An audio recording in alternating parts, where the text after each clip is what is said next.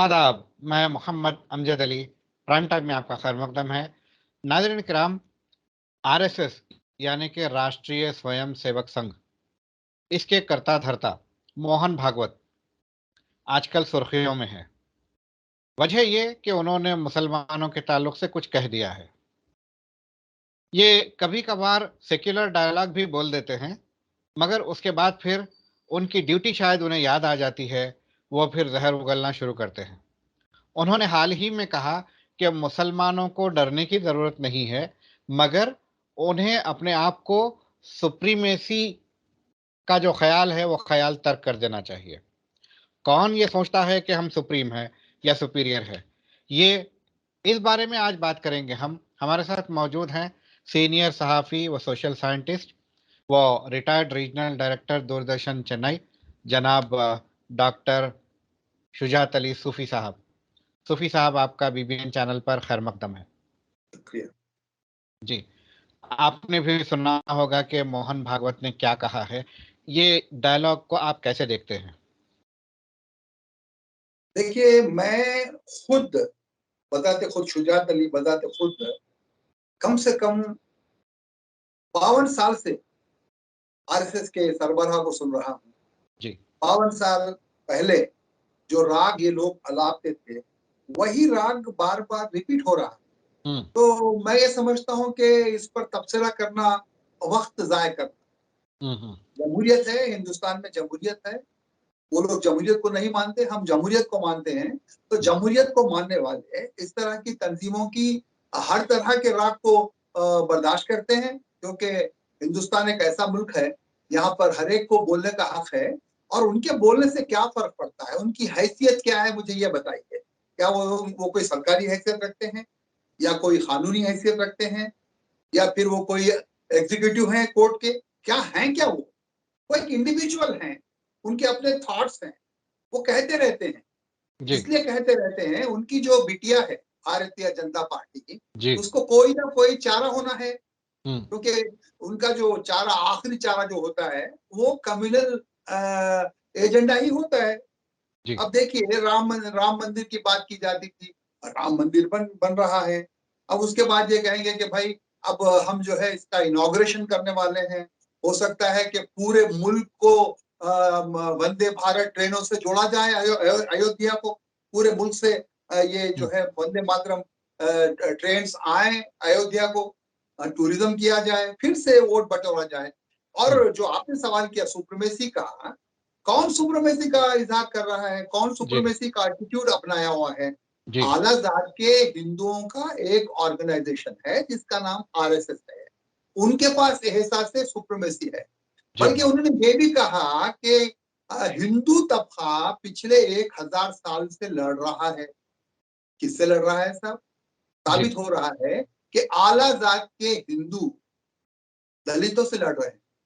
जी। आला ज़ात के हिंदू ट्राइबल से लड़ रहे हैं। मुसलमान तो कभी महसूस ही नहीं किया। आप तो मुसलमानों के बारे में खुद कहते हैं कि हम पंक्चर बनाने वाले हैं। तो पंक्चर हुँ, बनाने वालों से आपको खौफ और पंक्चर बनाने वालों से कह रहे हैं कि आप लोग एहसास से सुप्रीमेसी ना रखें, बर्तरी का एहसास ना रखें। तो पंक्चर वाले जी, कैसे बर्तरी का एहसास रखेंगे? रोज़ का रोज़ कमाने वाले। बकौल जी। उनके, मैं ये नहीं कह हुँ, रहा हूँ, मेरी बिल्कुल। तरफ से मैं नहीं कह रहा हूँ, बकौल उनके। जी, तो मेरा ऐसा एहसास है कि इसको इग्नोर किया जाना चाहिए, हुँ, इनकी बातों को सीरियस नहीं लेना चाहिए, क्योंकि मैं हुँ, आपको कह रहा हूँ, अब आरएसएस को कायम हुए लगभग 99 साल हो चुके हैं। हुँ, 1925 में 2025 में इनका जो है 7 साल तकारीब होने वाली है। तो हुँ, मैं खुद शुजात अली 52 साल से सुन रहा हूँ, वही बातें, वही जो है राग, उसमें कोई बड़ा फ़र्क नहीं आया। कभी कहते हुँ, हैं कि मुसलमानों के बगैर हिंदुस्तान नामुकम्मल है।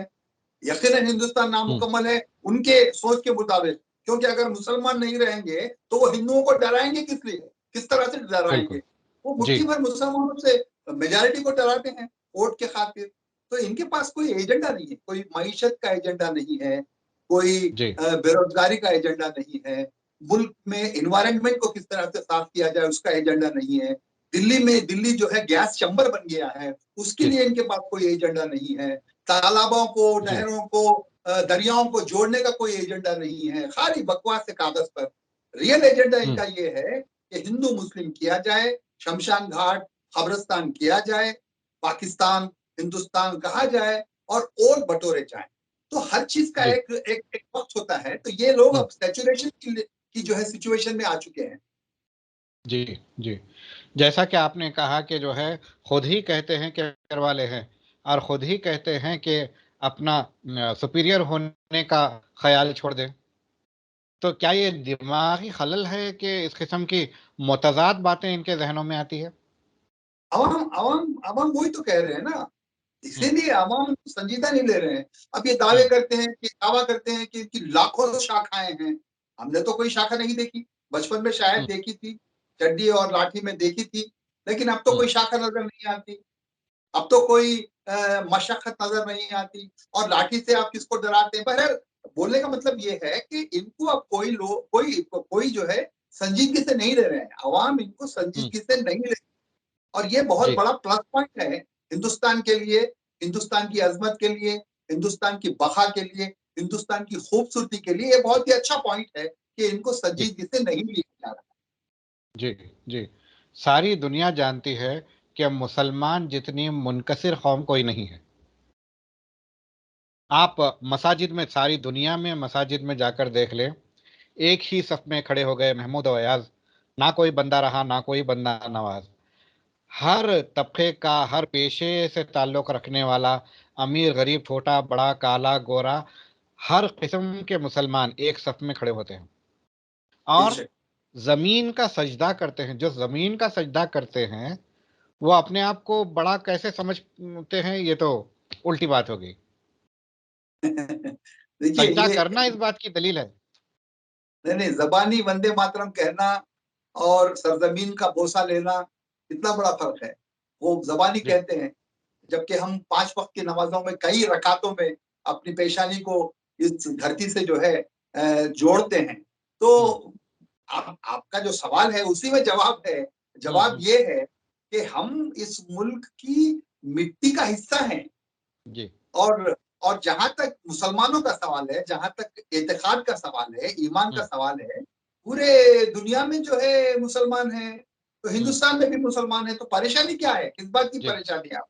जी, आप क्यों बार-बार मुसलमानों का ज़िक्र करते हैं? मुसलमानों के ज़िक्र के बगैर इनका खाना हज़म नहीं होता, मसला ये हुँ, है। ये हिंदुओं पे जो ज़ुल्म हो रहा है, पसमानदा तबक़ात के जो हिंदूज़ हैं, उन पे जो ज़ुल्म हो रहा है, उस पर एक हुँ, लफ़्ज़ नहीं कहेंगे। हुँ, कोविड में जो है बेशुमार पसमानदा तबक़ात के हिंदू मारे गए, इंतकाल हुआ, हलाकत हुई उनकी, उनके आखिरी रसूमात सही ढंग से हो नहीं पाए, लाशों को पानी में फेंक दिया गया, उस पर इनकी ज़बान से कुछ नहीं निकलता। हुँ, हरिजनों को जिंदा जलाने के वाकयात हमको नजर आते हैं, उसके हुँ, उसके खिलाफ कोई बात करने के लिए इनके पास वक्त नहीं है। एक लड़का अपने उस्ताद के घड़े से पानी पी लेता है तो उसका हाथ तोड़ दिया जाता है, उस पर इनको अफसोस नहीं होता। तो हुँ, सुप्रीमेसी का एहसास आपको है। आपको हुँ, ये है कि हम आला जात के जो है हिंदू हैं, हम पसमानदा जात के बारे में बात ही नहीं करेंगे, क्योंकि हुँ, हम अगर उनके बारे में बात करते हैं तो हमारी तौहीन है। तो आप जी, आपको सोचना है कि आप किधर जा रहे हैं और 1000 साल से किससे लड़ रहे हैं? मैंने आपसे कहा ना, ये कमजोरों से लड़ रहे हैं। हुँ, हुँ, पंक्चर ये वालों से। लोग ये लोग गरीबी से नहीं लड़ रहे हैं, हुँ, गरीबों से लड़ रहे हैं। अरे मंदिर के दरवाजे आज भी जो है पसमानदा हिंदुओं के लिए बंद हैं। हुँ, आज भी शेड्यूल कास्ट मंदिरों में आ नहीं सकते। उसके लिए हुँ, लड़िए ना, बोलना अलग बात है। अच्छा, आरएसएस में सिर्फ एक बार एक छोटी-सी जात का आदमी आया था। उसके बाद आज तक जो है कोई पिछड़ी जात के लोगों को उसका अध्यक्ष नहीं बनाया गया, सरबराह नहीं बनाया गया। हमेशा ही आला हुँ, जात जो है हिंदू इस पर फाइज़ रहे। तो आप पहले मिसाल खुद पैदा कीजिए कि हमारे पास भेदभाव नहीं है। हम शेड्यूल कास्ट को भी इस ऑर्गेनाइजेशन में लेंगे, बड़ा पद देंगे, दुनिया को मैसेज देंगे कि हम जो है यहाँ पर छोटी-छोटी जो है जातों को भी हम अहमियत देते हैं। वो बताइए, मुसलमानों के लिए भी आरएसएस के दरवाजे खोलिए।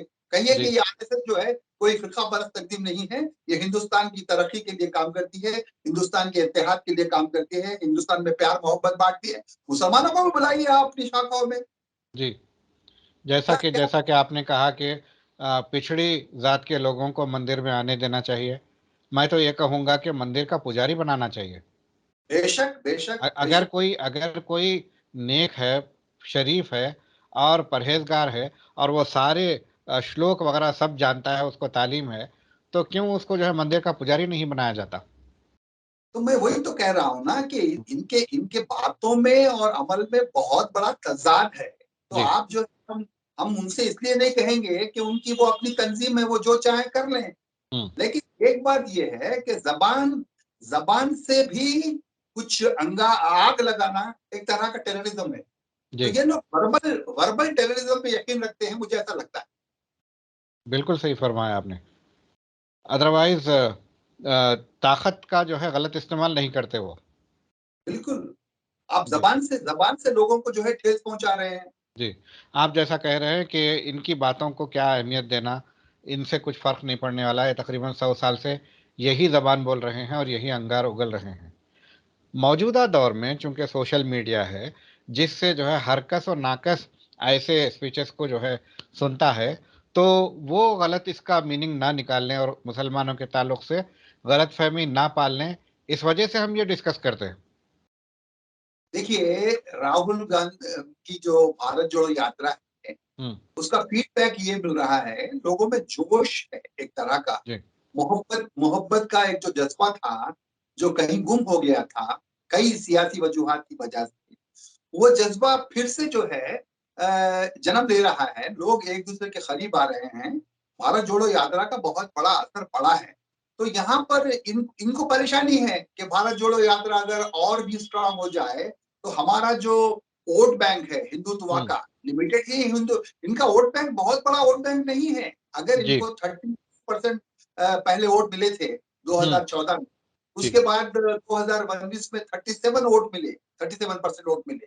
तो जी। ये जो वोट है, ये वोट हिंदुत्व के नहीं है, हुँ, ये हुँ। सो कॉल्ड कम्युनलिज्म के वोट नहीं है। जी। इसमें 15% वोट इनके जो है कमिटेड वोटर्स हैं। हुँ, हुँ। बाकिया जो वोट मिले इनको, जी। झूठे वादों से मिले। हुँ। 2 करोड़ जॉब देने के वादे से, 15 लाख लोगों को 15 लाख रुपए जो है अकाउंट्स में आने के वादे से, ये इस तरह के जो शब्द दिखाए गए थे, उससे वोट मिले। हुँ। लेकिन इनको जो मेजॉरिटी जो वोट है, वो नहीं मिले हैं। जी, बिल्कुल। 63% लोग आज भी इनको वोट नहीं देते। हुँ। तो 63% वोट हैं, वो वोट ऐसा लगता है कि काफी हद तक कांग्रेस की जानिब झुक रहे हैं। जी। तो उन्हें इस बात का खौफ है, क्योंकि इतना बड़ा हुजूम उमड़ पड़ रहा है हर जगह, हर गांव में, हर शहर में। और खास बात यह है कि इनको ऑर्गेनाइज किसी ने नहीं किया, किसी ने हुँ। बस नहीं भिजाई, किसी ने ट्रक नहीं भिजाया। ये लोग अपने आप से आ हुँ। रहे हैं। कैसे आ रहे हैं, हुँ। क्यों आ रहे हैं? तो इनके दिल में तड़प है, हिंदुस्तान के लिए इनके दिल में तड़प है। इनका दिल जी। हिंदुस्तान के लिए धड़कता है कि हुँ। हिंदुस्तान में इत्तेहाद, प्यार, मोहब्बत के जो माजी के जो मिसालें हैं, वो फिर से वापस आए। उसीलिए लोग जोख दर जोख इस भारत जोड़ो यात्रा में आ रहे हैं। तो उसकी वजह से इनकी नींद हराम हो गई है। तो हुँ। वो चाहते हैं कि कुछ हद तक फिर से इस ये हिंदुत्व के जो है मुद्दे को फिर से गर्म किया जाए। लेकिन मैं नहीं समझता जी, कि जी। ये जो हिंदुत्व का जो ये अंदाज है, ये कामयाब इस बार नहीं होगा। जी, जी। जिस तरह से उन्होंने कहा है कि मुसलमानों को डरने की ज़रूरत नहीं है। किसे मुसलमान डर रहे हैं? उन्हीं की बातों से उन्हीं के जहरीले जहरीले जो उनके इंटरव्यूज आते हैं, उनके जहरीले जो खिताबात आते हैं, उससे मत डरो कह रहे हैं। अरे आप कुछ भी कह लो भाई, हम कभी नहीं डरे। हम इस मुल्क में जिएंगे, हम इस मुल्क में मरेंगे। हिंदुस्तान जितना तुम्हारा है, उतना ही हमारा है, बल्कि हमारा ज्यादा है। इसलिए ज्यादा है कि हमको पाकिस्तान दिया गया था, हमने पाकिस्तान को धक्का दिया। हमने ये कहा, हमारे आबा अजदाद ने ये कहा कि हम इस मुल्क में पैदा हुए हैं, हमारी आऊं यहीं पर गड़ी है और हम भी यहीं गड़ेंगे। बहुत से लोगों को ये चांस था जाने का, लेकिन कोई नहीं गए। हुँ। जो लोग हिंदुस्तान छोड़ के नहीं गए, वो हिंदुस्तानी है, बाई चॉइस हिंदुस्तानी है। हुँ। इसको समझने की जरूरत है। हम क्यों डरेंगे? अगर डर होता तो हम भाग जाते, हम चले जी, जाते। जी। हम तैयार मेंटली कि नहीं, हमको हिंदू मेजॉरिटी स्टेट में ही रहना है। हुँ। और एक बड़ी इम्पोर्टेंट बात यह है कि पिछले 1000 साल से हिंदुओं की अक्सरियत इस मुल्क में है। आज भी हिंदू भाइयों की अक्सरियत है, क्योंकि ये हुँ। वाहिद है जहां पर हिंदुत्व का एक बहुत बड़ा जमावड़ा है। ये मुल्क जी। हमेशा से हिंदुस्तान था, हिंदुस्तान रहेगा। ये हिंदुस्तान का जो लफ्ज वो इस्तेमाल कर रहे हैं भागवत साहब, हिंदुओं की वजह से इस्तेमाल कर रहे हैं, लेकिन वो हिंदुओं की वजह से हिंदुस्तान नहीं है। वो वादिये सिंध को हिंद कहा गया, और हिंद में रहने वाली जो धरती है उसको हिंदुस्तान कहा गया। उस जी। सरजमीन जोग्राफियाई एतबार से ये हिंदुस्तान है। ये जो है हिंदुओं की अक्सरियत की वजह से हिंदुस्तान नहीं है। ये तो बिल्कुल सिंपल लॉजिक है, जिसको वो समझ नहीं पा रहे। वो हिंदुस्तान को हिंदुस्तानी रहना चाहिए बोल रहे, बिल्कुल हिंदुस्तानी रखिए साहब। आप जो सेंस पे सोच रहे हैं उसी सेंस पे हिंदुस्तान रखिए। हम जिस सेंस पे सोच रहे हैं हमारा हिंदुस्तान अलग है। हमारा हिंदुस्तान इत्तेहाद इत्तेफाक का है, वादिये सिंध की तहजीब का हमारा हिंदुस्तान है। हमारा हिंदुस्तान ऑर्डिनरी हिंदुस्तान नहीं है। इसकी अपनी एक परंपरा है, इसकी अपनी तहजीब है। यहाँ पे जो है तवाज़ो करना, लोग इसको ईमान समझते हैं, खाना खिलाने को ईमान समझते हैं। वो तहजीब जो हमारे मुल्क की है, उस तहजीब को हम सैल्यूट करते हैं, हिंदुस्तान कहते हैं। और इस मुल्क से हम जुड़े हुए थे और क़यामत तक जुड़े हुए रहेंगे। हमसे बात करने का बेहद शुक्रिया। नाज़रीन किराम, ये थे डॉक्टर शुजात अली सूफ़ी साहब, जो कि कह रहे थे कि जो आरएसएस के संचालक कहते आ रहे हैं, वक्तन-फ़ौक्तन ज़हर उगलते आ रहे हैं, ये 52 साल से सुन रहे हैं और इनकी बातों पर ध्यान नहीं देना चाहिए। सिर्फ़ डिस्कशन का हमारी इस डिस्कशन का मकसद ये था कि जो सोशल मीडिया इस्तेमाल करते हैं और वो गलतफ़हमी का शिकार ना हो जाएँ, इस ताल्लुक से वज़ाहती एक प्रोग्राम करना था, हमने कर दिया। हमने ये कह दिया कि हम ज़मीन का सजदा रोज़ाना कई-कई बार करते हैं 5 नमाज़ों में। जो ज़मीन पर अपना माथा टेकता है, उसको तकब्बुर नहीं रहता है, वो अपने आप को बरतर नहीं समझता है। ये अल्लाह ने फ़रमाया है, जो सारी कायनात का खालिक अकबर है, उसने कहा है, ये कोई इंसान ने नहीं कहा है।